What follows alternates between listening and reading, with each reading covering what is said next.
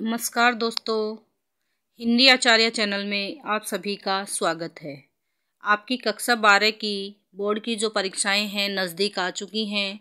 उन्हीं परीक्षाओं को ध्यान में रखते हुए मैंने आप लोगों के लिए ये वीडियो बनाया है, जिसमें हरिवंश राय बच्चन का जीवन परिचय जो है, साहित्यिक परिचय जो है, उससे संबंधित बातें जो हैं वो आपको इसमें बता रही हूँ। आपके जो जीवन परिचय है वो परीक्षा पैटर्न चेंज होने के बाद अब 3 नंबर का आएगा।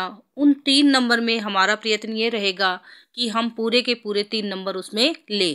तो उसके लिए जो है आपको मेरा ये वीडियो ध्यान से देखना होगा, और मैंने जो महत्वपूर्ण बिंदु इसके बनाए हैं उन सभी बिंदुओं को आप ध्यान रखें और अच्छे से याद कर लें, जिससे कि परीक्षा में आपके 3 नंबर पक्के हो जाएं और आपके नंबर जो है वो कटे नहीं बिल्कुल भी। पहला जो इसका पॉइंट है, हरिवंश राय बच्चन आधुनिक काल में छायावाद के कवि हैं। तो सबसे पहले हमें ये बात ध्यान रखनी है कि किसी भी कवि का अगर हम जीवन परिचय लिखते हैं तो उनका जो काल है, उनका जो समय है, उससे हम अवगत करवाएं कि ये किस काल के कवि हैं। तो ये आधुनिक काल में हैं और आधुनिक काल में भी ये छायावाद के कवि हैं। इनका जो जन्म है, दूसरा पॉइंट जो लिखेंगे अपन, इनकी जो जन्म की सन है और स्थान है उसके बारे में लिखेंगे कि इनका जो जन्म है सन 1907 में इलाहाबाद में हुआ है। और इसके बाद नेक्स्ट जो पॉइंट होगा अपना, इन्हें हालावाद का जनक कहा जाता है।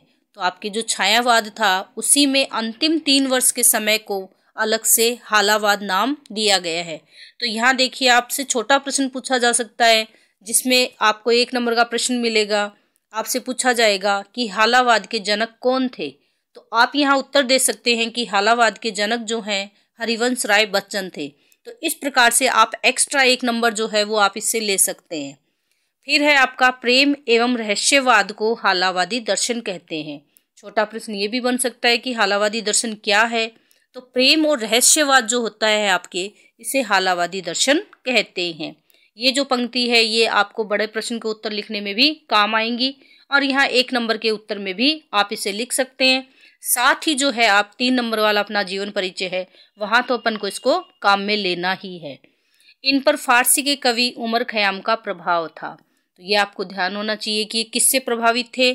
उमर खयाम जो कि फारसी के कवि थे, उनसे ये प्रभावित थे। ये भी 1 नंबर में पूछा जा सकता है। हर एक पॉइंट जो है वो मैंने इस तरीके से बनाया है कि आपसे अगर छोटा प्रश्न पूछा जाए तो वो प्रश्न भी आपका छूटे नहीं साथ में।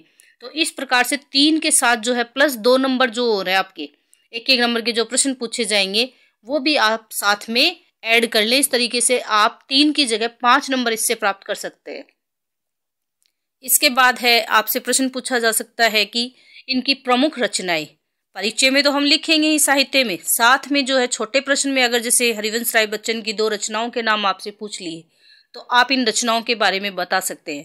और अधिक डीपली अगर वो जाते हैं गहराई में, तो आपसे ये पूछा जा सकता है कि हरिवंश राय बच्चन की उन रचनाओं के नाम बताइए जिन पर रहस्यवाद का प्रभाव था, हालावादी दर्शन का प्रभाव था।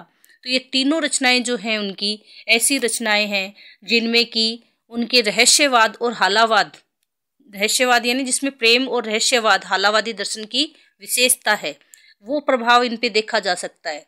तो मधुशाला 1935 में, सन भी मैंने साथ में दिएगा अगर सन पूछ लिया जाए आपसे तो।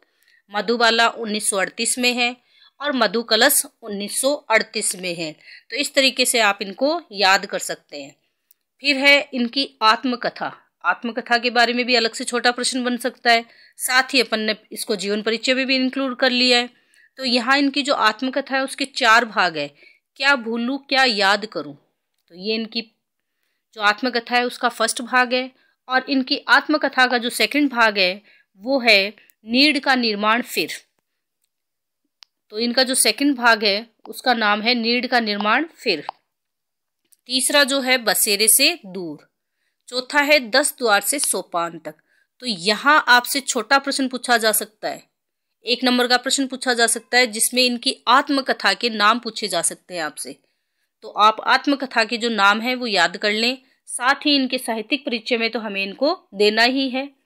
अब अगला जो पॉइंट है, इनका पूरा वाडम्य बच्चन ग्रंथावली के नाम से 10 खंडों में प्रकाशित है। तो ये भी आपका छोटा प्रश्न भी बन रहा है कि हरिवंश राय बच्चन का जो पूरा वाडम्य है यानी पूरा जो साहित्य है वो किस नाम से है, तो बच्चन ग्रंथावली के नाम से वो है। आत्मपरिचय कविता, आपके जो पाठ्यक्रम में कविता शामिल हुई है आत्मपरिचय, और इसी के साथ दूसरी एक छोटी सी कविता और है दिन जल्दी जल्दी ढलता है। दोनों कविताएं जो हैं किस संग्रह से ली गई है, तो निशा निमंत्रण संग्रह से ली गई है। तो ये भी आपको जो आप प्रसंग व्याख्या लिखोगे तो वहां पर आपको 1 नंबर दिलाने में काम आएगा ये। तो प्रसंग व्याख्या जब आप लिखोगे तो वहां आपको 1 नंबर मिलेगा इसका, क्योंकि वहां आपको देना पड़ेगा कि हरिवंश राय बच्चन की आत्मपरिचय कविता जो है निशा निमंत्रण संग्रह में संकलित है। तो इस प्रकार से ये 1 नंबर आपको व्याख्या में भी काम आएगा। छोटा प्रश्न भी अगर इससे पूछ लिया जाए वो भी आपका तैयार होगा, प्लस आपके जीवन परिचय में भी ये इंक्लूड है। इस प्रकार से आपने देखा कि 3 नंबर तो आपके जो है जीवन परिचय के तैयार हुए, साथ ही मैंने आपको 10 जो है छोटे प्रश्न तैयार करवा दिए। इससे कोई सा भी प्रश्न अगर वो आपसे पूछते हैं तो आप उसके उत्तर दे सकते हो। तो यहाँ आपके जो 2 प्रश्न पूछे जाएंगे उसके नंबर आपके यहाँ इंक्लूड हुए, साथ ही आपको व्याख्या का 1 नंबर जो है वो आपको मिला। तो आप देखिए 3, 2, 5 और 6 नंबर जो है वो अपन इसके माध्यम से ले सकते हैं। अब है इनकी मृत्यु सन 2003 मुंबई में हुई है। तो इस प्रकार से हम देखते हैं कि एक ही आंसर से अपन ने कितने सारे आंसर्स जो हैं वो तैयार किए हैं। तो आपने देख लिया कि किस प्रकार से एक के बाद एक जो पॉइंट है वो अपन ने तैयार करे हैं और उनके माध्यम से जो है अपन इन उत्तर को पढ़ सकते हैं।